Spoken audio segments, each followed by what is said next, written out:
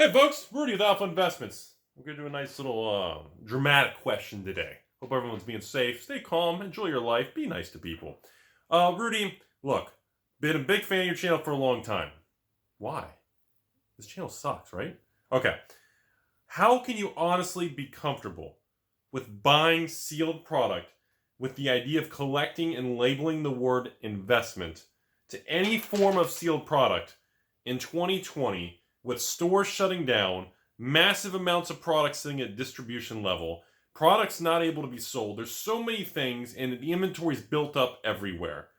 Are you crazy? Am I missing something? What is going on? Thanks, Rudy. You're welcome. So, pretty much, this patron was pretty much just stating, look, how on earth can you feel comfortable with the endless streams of new product coming to market?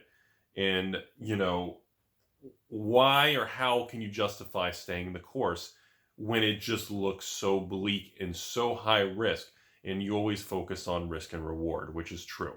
So I want to kind of go over a few things and give you my reaction, my opinion, and dispel some of these bizarre things that have just been floating all over the internet, the intrawebs. What is internet? So first things first, the comment about all the LGSs, a substantial amount of local game stores are going out of business because it's not sustainable in a 2020 world moving forward. Okay, because of that, all the inventory at all these stores is going to have to come to market and be dumped, and it's going to suppress prices. Okay, so let's start with this first initial conversation. This is actually a pretty important one. First things first, you're right. A lot of stores, it's estimated by some people, 20% of all LGSs are going to fail in the last 6 months and the next 6 months. In other words, in 2020. Other people think it's as high as 50% of the 3,000 card stores nationwide aren't going to make it into 2021, 2022. I think 50% is a little high. I think 20% is a little low. I think it's actually about a third. I think it's around 30-35% range. In other words, 1 in 3 stores will not make it in the hobby world. Now, I'm not just talking about Magic. I'm talking about collectibles. Now, the sports card world is surprisingly booming. It's kind of crazy.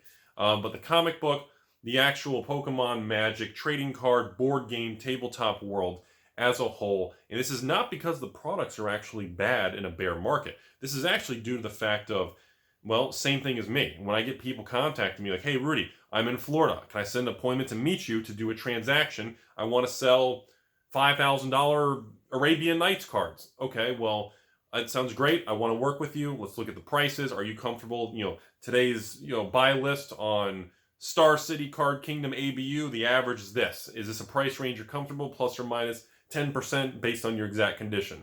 Yeah, that seems fair. Okay, cool. All right, well, again, here's a shipping label. Send it to me. Let's talk about it. Sorry, under no circumstances am I meeting anybody, especially in Florida, because of the ridiculous virus and just everything's a mess out there. So, no, I can even confirm I'm not meeting a single person. I can't take the risk. I can't risk getting sick for my family, myself, and of course the business and everything involved. So again, I literally working privately, office, warehouses, home, store. I'm literally just by myself making things happen. So knowing that, yeah, most stores, a lot of them just cannot survive. You cannot really ship heavy board games and make any money on it. There's just no money in it. So here's the thing though. The caveat to this whole conversation is these stores that are closing, I don't know why everybody thinks every card store that opens, every comic book store, video game store, has like millions of dollars in a back room of sealed Magic product or sealed Pokemon product. That's the farthest thing from the truth. It is so inaccurate. I don't know where these things start. I don't know who thinks that if they go to their local store, the guy's going to go in his back room, flip the bookcase around, see the adult movie, twist the adult movie around, spins the bookcase a second time, and there's a secret room of all alpha cards. Like, I don't know. I should really do that. That'd be really cool. People think they found an adult inappropriate room, but that's like the fake, and then that spins to the actual Magic cards, which is more important than the adult inappropriate. Okay. But the point is, it doesn't exist. That's not true. First, everybody knows. Ask any distributor, get close to anybody high up in the industry. Ask them. They will tell you the average store is so undercapitalized, it doesn't work that way. The average store is going to buy literally 1 case of the new Magic, maybe, which is 6 boxes, or maybe 2 cases, maybe 12 boxes. And then when they sell out of that, they call back and say, hey, This is Timmy's Emporium. Yeah, hey, how you guys doing? Yeah, something distribution out of some state in the U.S. Yeah, we need another 10 boxes for $1,000. So do you see what I'm getting at?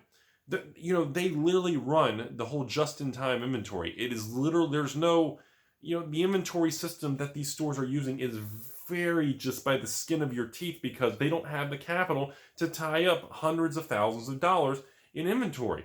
This has been discussed. I've discussed this with everybody for years. If you do not have at least a minimum of 100,000 cash, minimum 100,000 liquidity, you have no business even thinking about opening a store.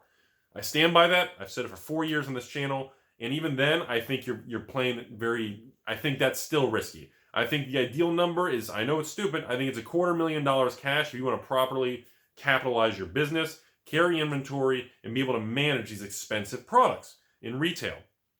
So, when these stores fail, you guys, I mean, why are people telling me that they're going to dump 1,000 boxes of every Magic set for the last 10 years in the market? What are you talking about? That is not true at all. Now, I'm sure there's some couple stores out there, the 3,000, I'm sure maybe 1% of the 3,000 stores, so maybe 30 stores in the United States. Yeah, I'm sure they do have all kinds of awesome product. But they've been around so long, they've built so much inventory, they don't really care. They're not the ones going out of business. The ones that are not making it are the ones that have opened within the last 5 years, and they're literally just struggling to keep up with the amount of products coming out to pay off this. And, people are like, well, Rudy, all of a sudden a bunch of Ikoria hit the market. Yeah. People whose stores who are trying to keep a couple cases, they got to dump it all because they got to get ready for the next 10 sets. So you have this momentum, this movement of the business cycle for all these products because the average store is not capitalized to be able to fund the next release. And God help it if one of these releases ends up coming out and crashing, like an Iconic Masters, like an Amonkhet, an Hour of Devastation, a Masters 25, Ixalan, or Arrivals. If any of that happens, and the product comes out, and the store reserves $5-10 grand and maxes out their credit card, and they can't get that money back, or they have to lose 20-30%, that's a death sentence. That's literally how close these stores are running to paying their bills. And then you factor in they have to be closed and these shutdowns and quarantines. It's just that it doesn't reflect this mindset that all this product is just kind of stuck in limbo and coming to the market. So people out there making decisions saying, Rudy, dude, we can't do anything. All this stuff is just dangerous 2020. I got to back off. Let me explain something to you. 2008 wasn't even this bad. I honestly thought in 2008 I would never see a worse economic year for the rest of my life. I'll be very blunt with everybody. I thought living through and actually having a real job in 2008 and going through that, I thought that was going to be the peak of just messy financial economic conditions in my lifetime. And I'm in my mid-30s. And now, going through 2020, 2008, I feel like is just, I'm playing a game of Monopoly. It looks like child's play. It looks like a joke to me. And seeing what 2020 is, in how this is going to permanently change the landscape moving forward, even into 2021, 2022, when things start to resume a new normal, it's never going to be fully the same. People are still going to be jittery. It's going to take a long time. Similar to the airline industry after the infamous 2001 September with the day of the month named 11. Similar to events like that, it took years for the airline industry to recover. I think the same thing's going to be true with this. It's not even when something positive, there's a treatment or vaccine or whatever you want to call it, it's going to be a long period of time. We'll get there, but it's going to take time. And this is going to have long-lasting impacts on the actual local card store. The Magic world in the retail brick and mortar will be permanently changed. But remember, anytime you have these dramatic economic swings, these historically are times that the least amount of sealed product is being invested, collected, or hoarded. And I firmly believe that. Now you amplify, Wizards has upticked the number of products we have. In my personal opinion, I think collecting and keeping sealed product or investing or whatever label you want to put on it is probably towards a low. Like the lowest we've seen in probably 5, 6, 7 years.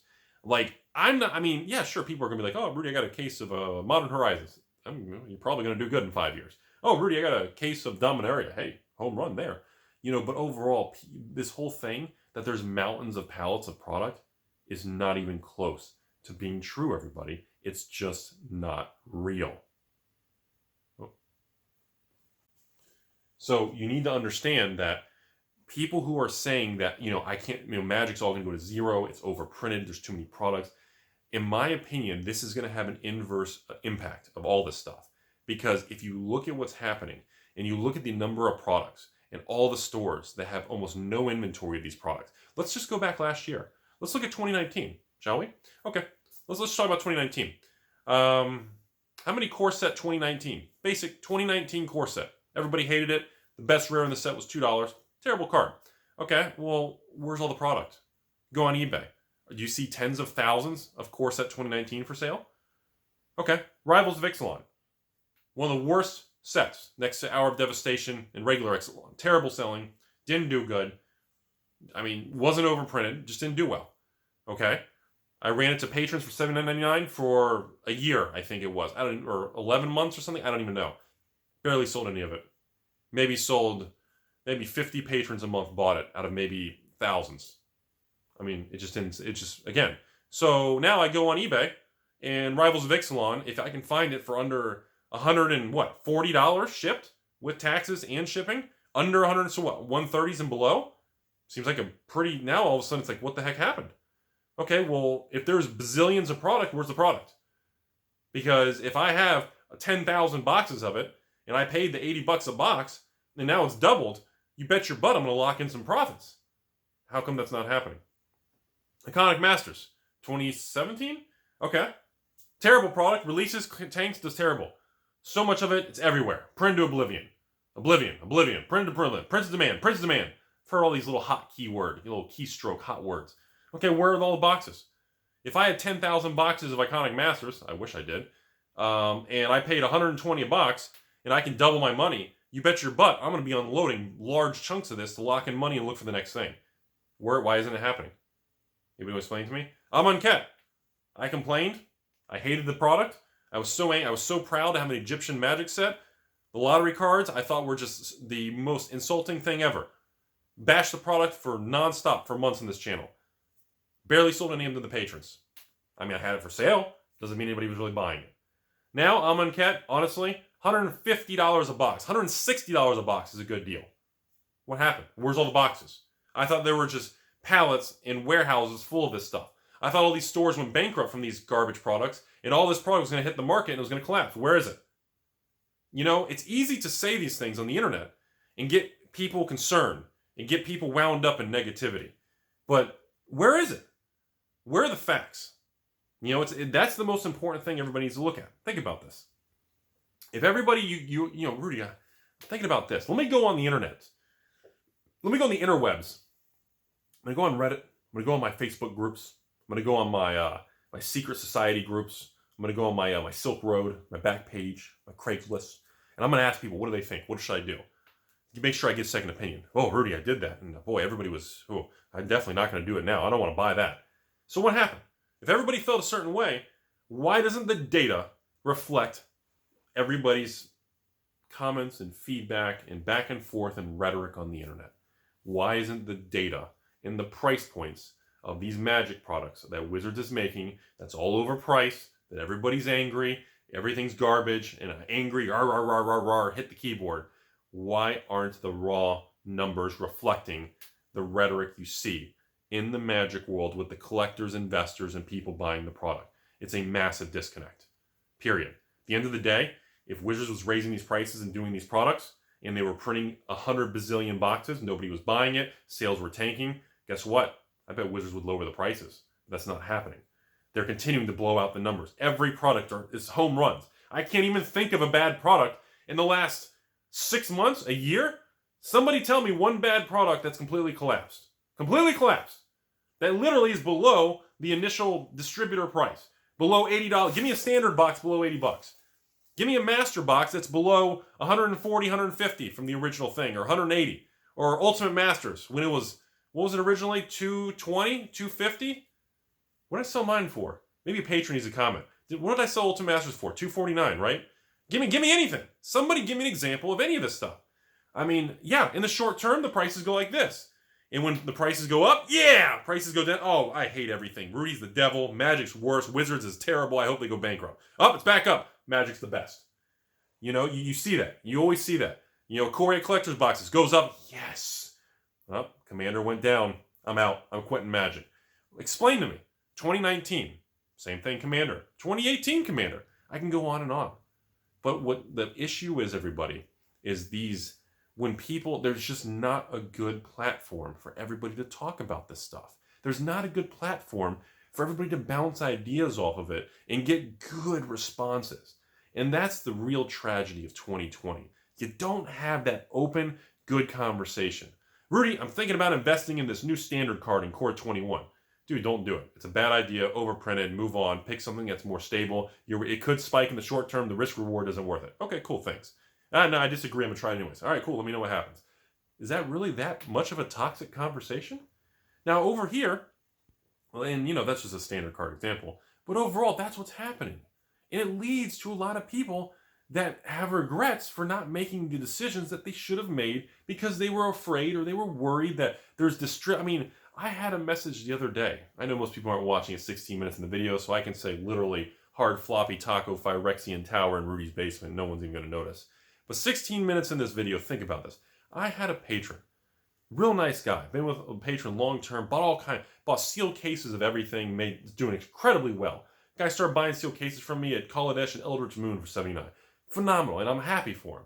But he said to me, Rudy, I was talking to some other patrons, sent me messages. I saw some messages on a message board, and they said that there's rumors that distributors have mountains and they're investing, and there's mountains of all this product at the distribution level, and they're all hoarding it. And I said, who told you that? And he said, well, I just heard that. Nobody really told me. I just read it online. And I said, do you think that's true? And he said, well, I do. It worries me, and it makes me not want to buy as much product. And I said, well, if it's concerning and keeping you up at night, then don't do it. Step away. You take some time away from Magic. And if you're to that point where it's giving you anxiety and fear, you need to step away because now you're not enjoying it anymore. You need to enjoy it. That's one of the best parts of Magic, collecting, investing, and playing, is it's truly an amazing experience, but you need to enjoy it. When you lose the enjoyment, you got to take a break. So he told me this, and I said, why do you think that's true? Of course. Why do you think that's true? He goes, well, the Magic product keeps going up. There's so much of it. They can't sell it all. So they're going to wait for it to go up and they're going to dump it on the market. And I said, do you have any proof of that? Do you have any evidence? He goes, no. So that's why I'm asking you, Rudy. And I responded to the guy. I said, let me tell you guys something before I end this video, because the juicy stuff's always the end of my videos because most people don't watch this far. Let me be honest with everybody out there. I've physically been to a distributor warehouse. I have physically seen the inside of a distributor warehouse. Actually, 2 locations. I've physically seen what the inside of the warehouse. I've walked through it. I've seen it. Now again, they may have a secret rope in the middle of the floor that where you pull on some thong underwear and you fall through the floor into a secret room of alpha cards. I don't know. If it is, I'm kind of crap. I feel angry that I missed out because I'd love to swim in that. But let me tell you guys something. I've been there. I've physically seen it with my own eyes. I've seen pictures of other locations. I've seen the inside. I've had employees who work in warehouses send me a picture of themselves saying, wearing an Alpha Investment shirt in the warehouse of a distributor saying, hey, we love your videos, thanks, here's a proof that I actually work here. I've seen what they look like. And let me be blunt with you all. That is the farthest thing from the truth. There is not secret warehouses with endless amounts of old Magic products sitting around. It is not true. There's so much Magic product. I don't want to get into it, but the long story short, before we end this video today, the distributors have to pay Wizards so much money, and they have to fund so much capital in payments to Wizards of the Coast. It is almost impossible for a distributor to sit on and hoard hundreds of thousands, if not millions of dollars in Magic product. It's simply not possible and realistic. The labor costs of the warehouse workers, the space, the logistics, the forklifts, the overall infrastructure of the way a distributor and a company works, it's not realistically possible. They would be bankrupt. They would have cash flow problems. They couldn't cut Wizards the check for the next release. Maybe a distributor, when the new Zendikar comes on the end of the year, and the distributor has to cut Wizards a check for $500,000. They can't keep cutting checks like that if they're going to hoard the inventory. They're not a private equity firm. It's not true. So I'm telling you all this to make sure you think for yourselves and be very careful letting that rhetoric seep in your head and that'll lead to bad decision making, and you'll lose money. Be safe out there.